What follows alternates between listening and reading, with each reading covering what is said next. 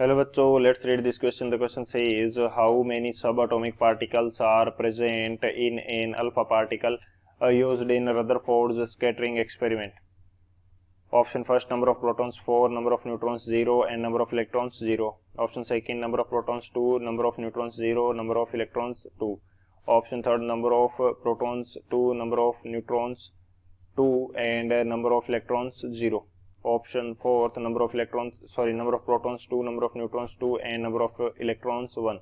इस क्वेश्चन के अंदर हमसे पूछ रहा है कि रदरफोर्ड अल्फा स्कैटरिंग एक्सपेरिमेंट के अंदर जो अल्फा पार्टिकल यूज किया गया था उसके अंदर सब एटॉमिक पार्टिकल्स कितने थे.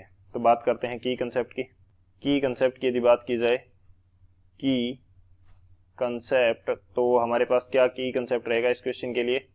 फर्स्ट हमारा की कंसेप्ट ये रहेगा कि हमें ये पता होना चाहिए सबसे पहले कि अल्फा पार्टिकल होता क्या है. अल्फा पार्टिकल, तो alpha particle basically simple words में यदि मैं बताना चाहूं तो अल्फा पार्टिकल होता है nucleus of helium. Nucleus of helium. Nucleus का मीनिंग क्या हुआ कि हीलियम जो एटम है उसमें से टोटल इलेक्ट्रॉन्स को बाहर निकाल दो तो हमारे पास जो भी बचेगा वो क्या हो जाएगा, अल्फा पार्टिकल हो जाएगा. और अल्फा पार्टिकल के सिंबल की यदि बात करें तो ये हमारे पास रहता है He2+4. ये हमारे पास क्या होता है, अल्फा पार्टिकल होता है. Sorry, He2+4. बेसिकली 2 इसका क्या है, एटॉमिक नंबर है, और +4 इसके ऊपर क्या रहता है, चार्ज रहता है.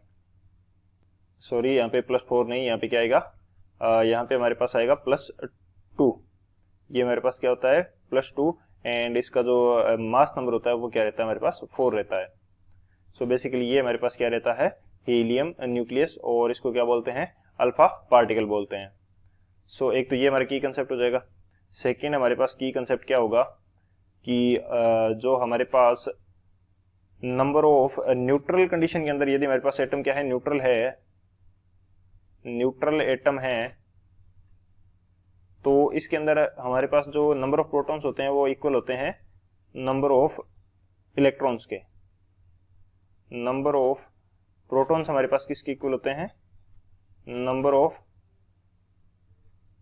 इलेक्ट्रॉन्स के इक्वल होते हैं, नंबर ऑफ इलेक्ट्रॉन्स. तो ये हमारा मेन की कंसेप्ट है. इस की कंसेप्ट की हेल्प से इस क्वेश्चन को सॉल्व करते हैं.